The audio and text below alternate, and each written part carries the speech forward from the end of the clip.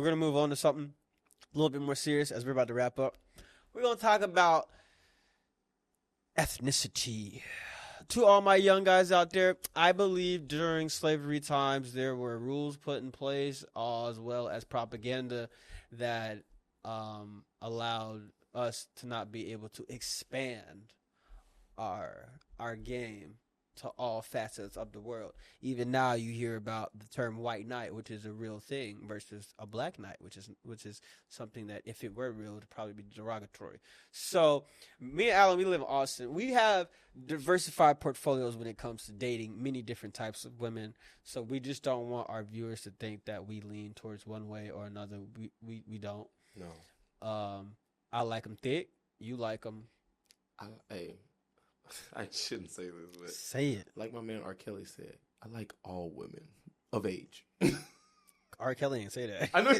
R. Kelly did not say that last part. He didn't. He should have. Okay, so what we mean is to the young ones out there, and I know this is probably gonna get a lot of flack, but you don't know who love you the most until you go out into different spaces. That's true. I think the question you gotta ask yourself is, does she fuck you or does she fuck with you?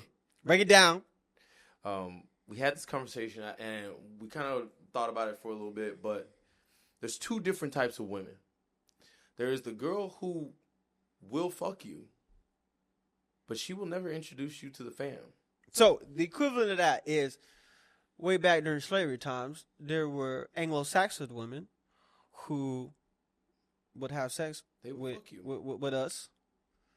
And then there were also Anglo-Saxon women who would tell their daddy, who probably owned you and your family, that she was going to have your baby. And that she didn't want anything to happen to you. Oh, you was getting sold. But the baby wasn't going to die. The baby was going to live a okay life. The baby would be a lie. Because she fuck with you. So you have to discern whether the person that you're with, especially if you are dating outside of your race, but even sometimes inside your race, if they fuck with you or if they just fuck you. Now, another example. If she's yelling RP on Scooter, listening to Dolph, got the white Air Forces, the soul, beautiful, no creases. If they clean. With the laces hanging out like that from each side, she fuck with you. She fuck with you. She fuck with you. She down for the ride. Now, if she listen to Taylor Swift and got dirty forces. Dirty forces, the low tops. And that's okay. I have dirty Vans. She probably got on light colored jeans and white shirt. For sure. Yep. That's part of her. She probably, I'm not going to speak for all of them, but she probably only fucks you. She probably only fucks you. And there's nothing wrong with that. Basically, I was looking for this post off Reddit that I saw. But essentially where it said was, go where you are loved.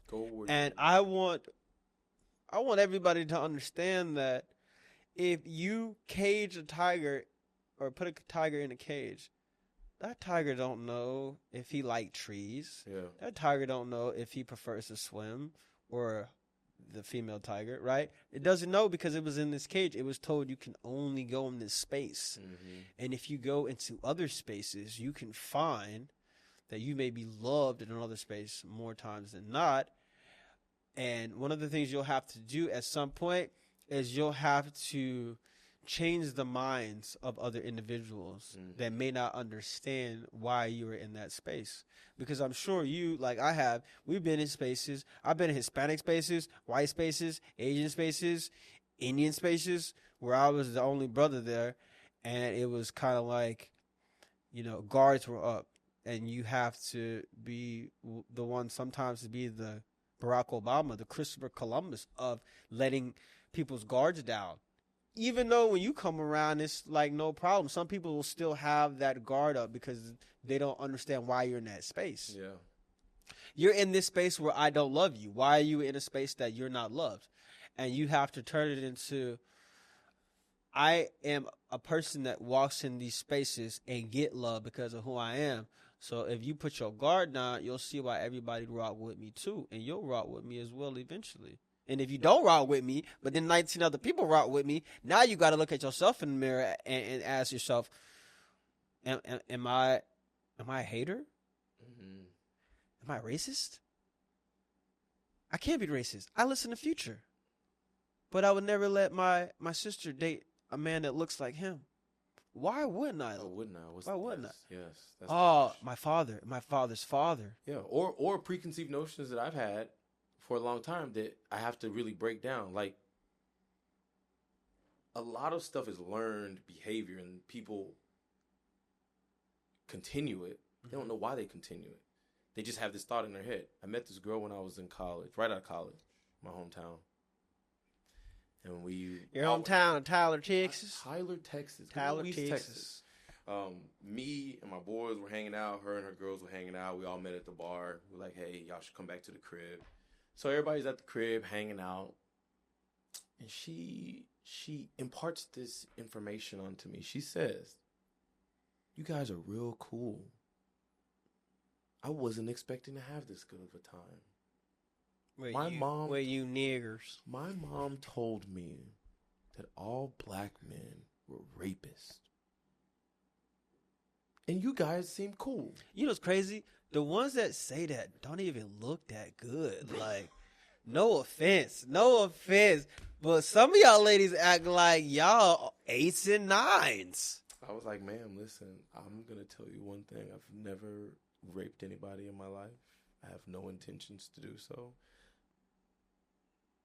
And it's really sad that that's the interpretation. By the way, she was Anglo-Saxon, and she was probably an Anglo-Saxon that would fuck you but don't fuck with you. She did not fuck with, or she probably wouldn't even fuck you, but she definitely did not fuck with you. Okay.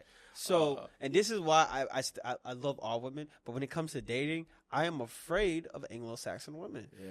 Because any woman who could call the police and the police automatically look to kill me, not ask me what happened, is not somebody that I could just be safely around. Like, if I'm with a Hispanic woman or a black woman or an Indian woman or an Asian woman, and they call the cops, the police gonna be like, let me talk to you outside. But if she look like Britney Spears, bro, I'm out of there. Listen, a really good friend of mine taught me this. Shout out Jasmine. Real one. She taught me that sometimes it's like we talk about, it's okay to date any and everybody. But sometimes only people who understand your struggle can really understand you. And because you have to think about, and I never used to think about this until I started getting older. You have to think that people hurt people. It happens. Yeah. And hurt people even worse.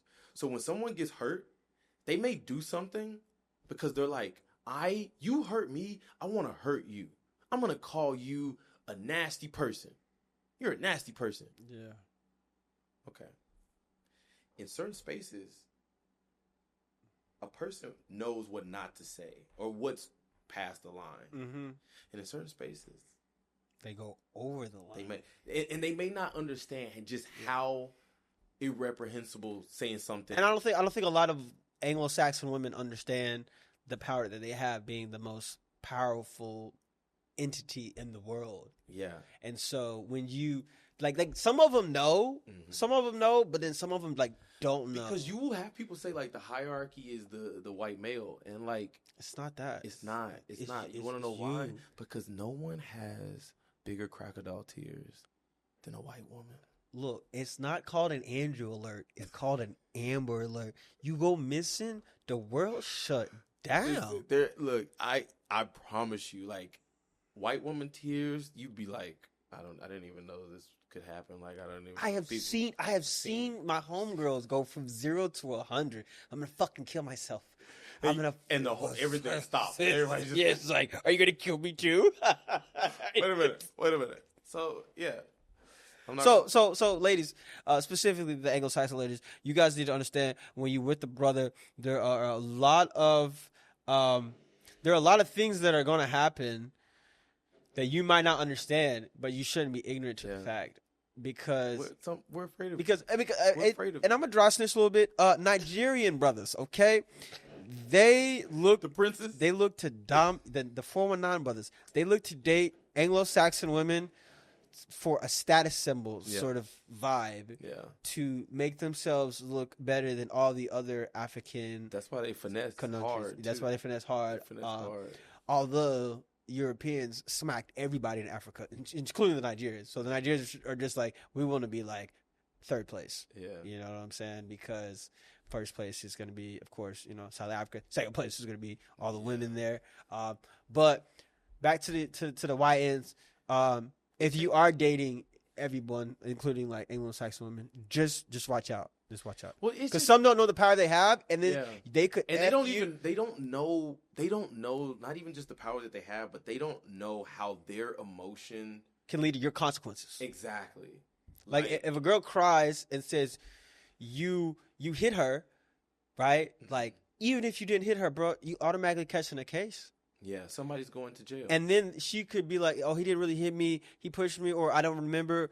They not gonna care, bro. You already in the system. They already getting your money. But I will say though, if you're looking for status, an Anglo-Saxon woman can take you from like here to here. It's like a Drake feature or a Kendrick feature. You know, because I'm not gonna lie, if you look like us and you step out with a snow bunny, they're gonna be like, "What's up, baby? What's up?" Hey, I see you. Hey, my favorite one. Oh, you don't cross the river now. Oh, you don't cross the river, bro. I can't even swim.